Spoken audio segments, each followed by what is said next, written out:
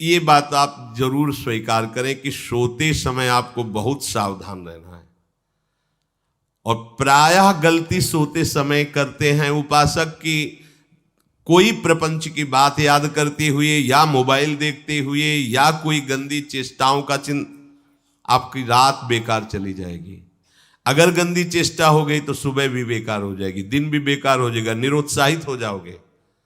सोते समय आपको समय नहीं देना व्यर्थ चिंतन का। उसी समय विषय चिंतन होता है, उसी समय विषय भोग की आकांक्षा जागृत होती, उसी समय विषय देखने की इच्छा होती। मोबाइल है तो जिस समय आप अपनी शैया पर जाएं स्विच ऑफ कर दें। उसमें मैसेज घंटी आने का कोई भी रास्ता मत रखें। मान लीजिए आप उपासक हैं भगवत प्राप्ति के, 30-35 वर्ष ये नहीं था तो सब मर नहीं गए थे। और बोले इमरजेंसी, जब इसकी 30-35 वर्ष से पहले इसकी कोई रचना नहीं थी, मुझे लगता है, क्योंकि 30-35 वर्ष में ही इसका विस्तार देखा है। नहीं तो कभी किसी के पास मोबाइल नहीं। कोई बड़े अधिकारी तो इतना बड़ा वो, इतना बड़ा वाला वो ऐसे रखते थे। नहीं तो मोबाइल तो हमें लगता है 30-35 वर्ष। तो फिर इमरजेंसी कैसे चलती थी? कैसे चलती थी इमरजेंसी? और आप ब्रह्मा हो क्या कि इमरजेंसी संभाल लोगे? स्विच ऑफ करो। जो सब इमरजेंसी संभालने के लिए तैयार, रात दिन न सोता है, वो हर समय जागृत रहता है, वो हमारा आराध्य देव है। स्विच ऑफ करो, चिंतन लगाओ श्री जी का। ये जो रात्रि के शयन के समय मोबाइल में इधर उधर दृश्य देखने हैं, अपने सर्वनाश का बीज बोना है। मान लो, हमारी प्रार्थना मान लो, ये उस समय मन आपको परेशान करेगा जब कमरे की सिटकिनी अंदर से बंद होगी। सबसे प्रार्थना है रात्रि के शयन के समय। तो बोले फिर ठीक है 10 बजे तक देख लेंगे मोबाइल, इसके बाद शयन के समय भजन कर लेंगे। होगा ही नहीं। क्या तुम देखना चाहते हो? प्रिया प्रीतम के सिवा और कुछ क्या देखना चाहते हो? वो तो सुभग सुंदरी सहज सिंगार, सहज शोभा सर्वांग प्रति सहज रूप वृषभानुनंदिनी। हमारी स्वामिनी जी की सुंदरता छुपाने के लिए आभूषण पहनाए जाते हैं। औरों को तो आभूषण सुंदरता बढ़ाने के लिए, यहां छवि के छिपाए को ऐसे के दास होके क्या देखोगे मोबाइल में? क्या देखना चाहते हो? वासना की क्रीड़ा, और तुम उस क्रीड़ा को देखना चाहते हो? परमार्थ के पथिक हो।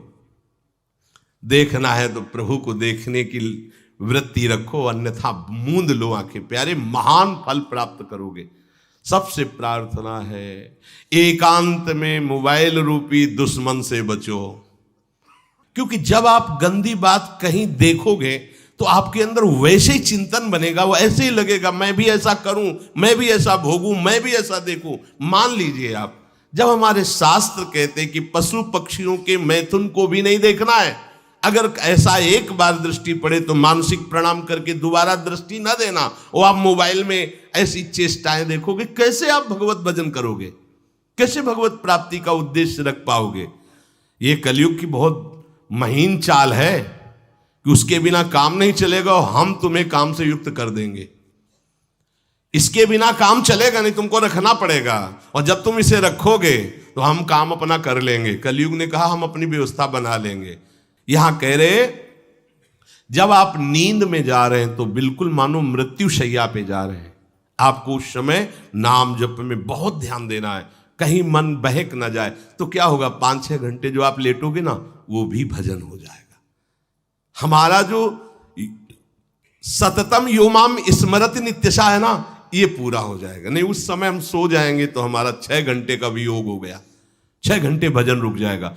और ये 100% पक्की बात अनुभव की कहते हैं। यदि सोते हुए भजन करोगे तो जगते, कई बार तो पकड़ा है कि अगर आधे पद में बेशुद्ध हो गए तो वो पद पूरा जगते ही शुरू हो गया है।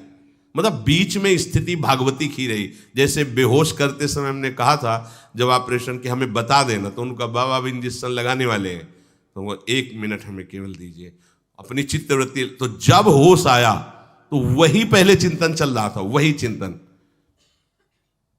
जैसे सोने के समय बेहोश हुए तो जगने के समय वही चिंतन, ऐसे ही इंजेक्शन से जब बेहोश हुए और जब होश आया तो वही चिंतन चल। बहुत बड़ा चमत्कार अभ्यास का है।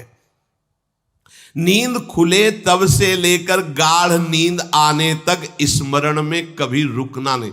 और आपको एक छूट दे रहे हैं। कभी कभी क्या होता है कि एक मंत्र में, एक नाम में जैसे बहुत देर अभ्यास करते हैं तो मन उबने लगता है। इसका स्वभाव है, ये अनुभव की बातें कहते हैं।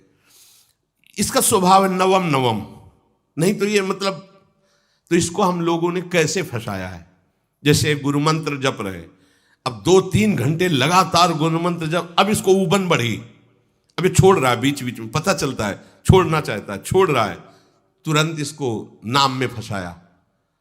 अब थोड़ी देर नाम में चला, फिर उब रहा है, बहुत विचित्र है ये।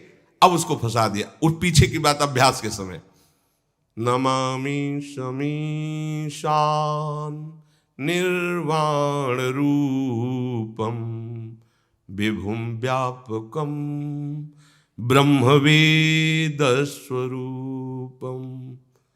चिंतन, पदगान कर रहे, ये भगवान शिव पदगान कर रहे हैं और उसका चिंतन, निर्वाण रूपम विभुम व्यापकम ब्रह्मवेद स्वरूपम। अब अपने यहां अवसर है, सुंदर सुंदर कोई पद गुरु मंत्र जब करते हुए मन जब उबने लगे, राधा वल्लभ श्री हरिवंश, राधा वल्लभ श्री हरिवंश, राधा वल्लभ श्री हरिवंश, इसमें भी उबने लगे, शुरू कर, जोई जोई प्यारो करे सोई मोही भावे, भावे मोही जोई, इसमें भी उबने लगे। सुधा निधि का कोई एक लाइन ले लो, ब्रह्मेश्वरादि सुदुरूह पदारविंद श्रीमत् पराग परमाद्भुत वैभव, ब्रह्मेश्वरादि सुदुरूह, छोड़ना नहीं है, तू भाग में नवम नवम दे रहा हूं, नवम नवम। इसको फंसाने के लिए आपके पास अस्त्र हो, जैसे यहां चाकू, यहां पिस्तौल, तलवार, ये वो सब बिल्कुल वीर सजा रहता है, ऐसे ही अपने लोग सजे रहते। छोटा राधा, अब एकदम चिपक गया है आके, तो कैसे मारे, तो छोटी चाकू है ना, वैसे राधा राधा राधा, थोड़ा दूरी राधा वल्लभ श्री हरिवंश, थोड़ा और दूरी गुरु मंत्र, बड़े बड़े अस्त्र अपने पास रख ले। बहुत भाग रहा है तो फंसा दिया, प्रथम यथावति प्रणव श्री, अब लग पूरा पदगा उसमें लग, प्रथम यथामति प्रणव। भोजन पाते समय ऐसा अभ्यास किया है, 1 घंटा के पहले भोजन नहीं होता, चाहे 2 रोटी पाना हो, समय लगता है भोजन, आराम से एक एक नाम, एक एक, कुछ भी हल्ला मचाओ, कोई फर्क नहीं पड़ेगा, अपना चलेगा। अभ्यास स्नान के समय, भोजन के समय, किसी क्रिया के करते समय, किसी से बात करते समय, सोते समय, ये विशेष स्थान जहां में सावधान रहना है। यहां भजन छूटता है, ध्यान देना, यही भजन छूटता है। चलते समय, क्रियावान होते समय, प्रसाद पाते समय या किसी से बतराते समय, ये सब भजन के छूटने के स्थान है और यही पकड़ना है भजन को। जब आपको बिल्कुल न लगे तो मानसिक सब बंद कर दो और गुनगुनाने लगो, जो धुनी आपको अच्छी लगे उसी में नाम, कोई नाम लेके, संसार का चिंतन न होने पावे, चाहे जो कुछ तुम जहां तुम्हारा मन आवे, गंगावरी गोदावरी, कुछ भी भागवतिक चिंतन के सिवा संसार के चिंतन न होने पाए। पहले ऐसे अनन्य बनो, फिर बाद में अनन्यता आती, रसना कटो जो अनरट। हाँ भी विषय चिंतन कर रहे हैं, प्रपंच कर रहे हैं, बोले रसना कटो जो अनरटो, और नहीं बोल सकते, प्रपंच बोलेंगे बस, रसना कटो, ये शब्द वहां नहीं आते। पहले हम आपको छूट देते, भक्त चरित्र, भगवान की चरित्र, नाम, कीर्तन, मंत्र, जो भी चाहो, संसार का चिंतन मत होने देना, पहले ये पकड़ो, फिर आगे चल करके जब पवित्र हृदय होगा तब ये निष्ठा आती, रसना कटो जो अन रटो, निरखियन फुटो नयन। मान लो संसार का चिंतन नहीं करने देना है इसको, आप जैसे बने वैसे करो भागवतिक चिंतन, कोई नाम ले लो, कोई मंत्र ले लो, तुम्हें जो प्रिय लगे, हम छूट देते हैं। ये हम नहीं करें कि रसना कटो जो अन रटो, ये बाद की बात है, हमें पहले इसका संसार चिंतन रोकना है। कैसे छूटेगा, कैसे छूटेगा, हमें यह पकड़ना है, नहीं तो निष्ठा की बात। जो हरि नाम जगत त्रिशिरोमणि वंश बिना कब हूं, हरिवंश बोलेंगे नहीं, हरि बोलना नहीं है, हरि बोलना नहीं, क्योंकि जो हरिनाम जगत शिरोमणि वंश बिना, और हरिवंश बोलना नहीं है क्योंकि प्रपंच में रति। तो क्या करो, जो तुम्हें प्रिय लगे पहले उसे पकड़ो, ये हम अंदर की बात करें, प्रवचन की बात नहीं कह रहे। मन को फंसाना है हमें। राम कृष्ण हरि जहां लगे इसको लगाओ, पहले इसको फंसाओ, संसार का चिंतन न होने दे। गीता भागवत भक्त चरित्र कुछ भी कहीं भी इसे फंसाओ, पहले संसार का चिंतन न होने दो, फिर लाओ इसको घुमा के निकुंज वाटिका में। फिर तो भागेगा ही नहीं, फिर नहीं भागेगा। अब सीधे निकुंज वाटिका में किसी महाभाग्यशाली गुरु आश्रित का लगेगा, अन्यथा बहुत प्रपंची मन है। आप आश्रय इधर का लोगे, प्रपंच का चिंतन करोगे, बात बनेगी नहीं। चिंतन छोड़ना है हमें, जैसे बने तैसे संसार का चिंतन छूट जाए तो हम विजय को प्राप्त होंगे। ध्यान दीजिए, इस परमात्म तत्व को वही प्राप्त कर पाता है जिसका राग बीत गया है, खत्म हो गया है, वैराग्यवान। ज्यादा परिश्रम नहीं है वैराग्य में, विवेक नहीं होने के कारण हम वैराग्य नहीं धारण कर पाते। हम बाहरी बातों को वैराग्य ले लेते हैं, ऐसा कपड़ा बदल लेना या कपड़ा ना पहनना या लौकी का कमंडल, मिट्टी का पात्र, तो हम अपने को वैरागी। बात यहां नहीं रुकेगी। वैराग्य का इतना ही मतलब नहीं, ये भी एक बाह्य अंग है वैराग्य का, पर वैराग्य का सच्चा स्वरूप है वीतरागा। कहीं कुछ भी अच्छा नहीं लग रहा, कोई भी सुख आकर्षित नहीं कर रहा, लोक लोकांतर की प्रतिष्ठा, मान, सुख, ऐश्वर्य, व्यक्ति, कुछ अच्छा नहीं, राग खत्म हो गया। ऐसा उस अक्षर ब्रह्म को, अविनाशी तत्व को जान पाता है। जगते भयो फिरे बैरागी। जैसी हरिवंश प्रपंच बंच सब ये काल ब्याल को खायो। हालत यह है कि जैसे सांप ने मेढक को पकड़ रखा और मेढक सामने पतिंगा को, कीड़े को पकड़ना चाहता है। उसे यह पता नहीं कि मैं खुद किसी का कवल बन चुका हूं, वो एक झटके में मुझे अपने पेट में ले जाएगा। ऐसे ही हम सब हैं, काल के द्वारा ग्रसित है। काल ने हमें पकड़ रखा है, पर हम भोग भोगना चाहते हैं।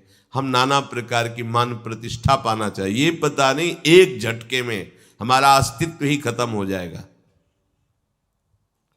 जिनके अंतःकरण में किसी भी व्यक्ति, वस्तु, स्थान, पद, प्रतिष्ठा का राग ही नहीं रह गया है, उसे कहते हैं वैराग्यवान। वीतरागाः, राग ही नहीं है। जिनका अंतःकरण निष्पाप निर्मल हो चुका है, जिनके हृदय में केवल भगवत प्राप्ति की उत्कट लालसा जागृत हो गई है, ऐसा साधन संपन्न उपासक परमात्म तत्व में प्रवेश पाता है। अध्यात्म मार्ग की ऊंचाई पर वो स्थित हो जाता है। यदि छंतु ब्रह्मचर्यम चरंती, जिनकी इच्छा एकमात्र भगवत प्राप्ति की है, यदि छंतो, तो उनको क्या करना होगा?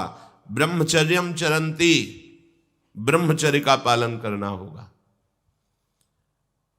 प्रत्येक इंद्रियों का निर्विषय हो जाना वास्तविक ब्रह्मचर्य है।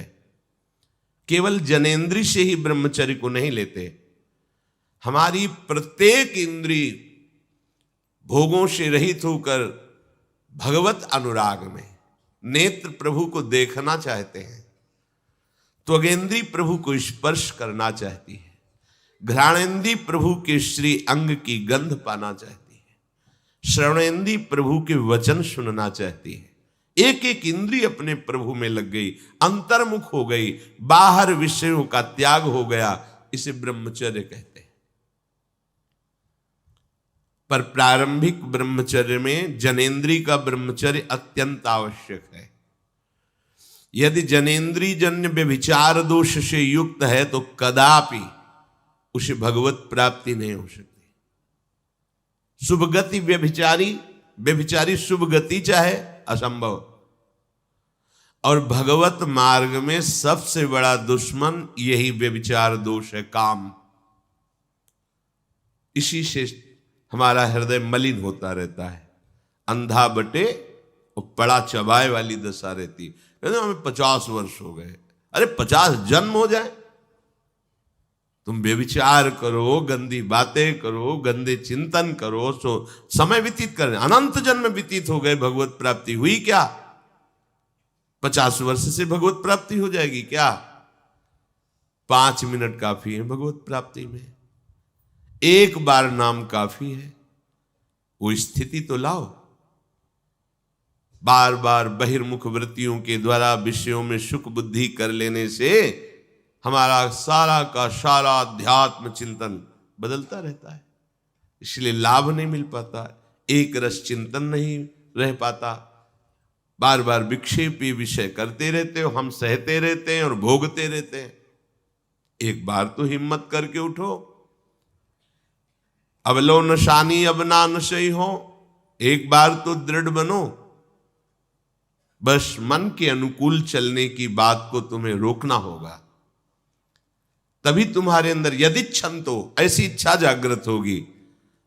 पक्का पक्का ऐसा ही है, जब हम किसी विषय के वेग को सहते हैं, विषय नहीं भोगते हैं, तो मन बहुत जलाता है।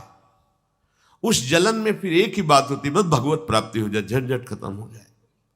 कब तक हम इसमें चलेंगे? एक बार भगवत, वो जलन हमको भगवत प्राप्ति की इच्छा प्रकट करती है। अपने लोग क्या करते हैं, जलन को मिटाने की कोशिश करने लगते हैं, तो भगवत प्राप्ति की इच्छा क्या, भोग प्राप्ति की तृष्णा जागृत हो जाती है। भोगे हुए भोगों को बार बार भोगने की इच्छा का नाम तृष्णा है। बाहर और भीतर से कोई सहयोगी नहीं, जल रहा है उपासक, तब रास्ता निकलता है भगवत प्राप्ति का, तब इच्छा प्रकट होती। अब नहीं, बहुत जल लिया, अब तो केवल प्रियाजू के समीप जाना है, अब तो प्रभु के सानिध्य में रहना है, नहीं इन भोगों की जलन में जलना है। पर यहां तक पहुंचने के लिए जलना होगा, तभी लिखा सहित सहित बाढ़ है भगति तास्तिति क्षस्व भारत, क्योंकि आगमा पाइनो अनित्यास, ये नाशवान काम क्रोध आदि तुम्हें प्रेरित करेंगे, तुम इनके वेगों को सह जाओ। ये स्थायी नहीं है, आगमा पाइनो है, आने जाने वाले हैं, और ये सहन करने से नष्ट होते हैं, भोगने से बढ़ते हैं। यदि क्षंतो, अगर भगवत प्राप्ति की इच्छा है तो ब्रह्मचर्यम चरंती, ब्रह्मचर्य का पालन करना ही होगा, इसमें कोई गुंजाइश नहीं, क्योंकि आप चल ही नहीं सकते। ध्यान से सुन लो, ये मनोरंजन का मार्ग नहीं है, इसमें मन ही मार तनहारिक वृंदावन में गाज, इसमें मन मारना होगा। प्रायः ये मन को दुलार करने वाले लोग कभी भाग्य से सत्संग में भी आ जाते हैं, कभी श्री विग्रह के दर्शन करने भी मंदिर पहुंच जाते हैं, कभी तीर्थ याटन भी करते हैं, पर इनका कोई लक्ष्य नहीं होता। आज सुन लिया सत्संग, बढ़िया है, लक्ष्य नहीं होता। यहां लक्ष्य वालों की बात हो रही। यदि क्षंतो, यदि तुम्हारी ऐसी इच्छा जागृत हो रही किसी जन्म में भगवत प्राप्ति करनी, तो ब्रह्मचर्यम चरंती,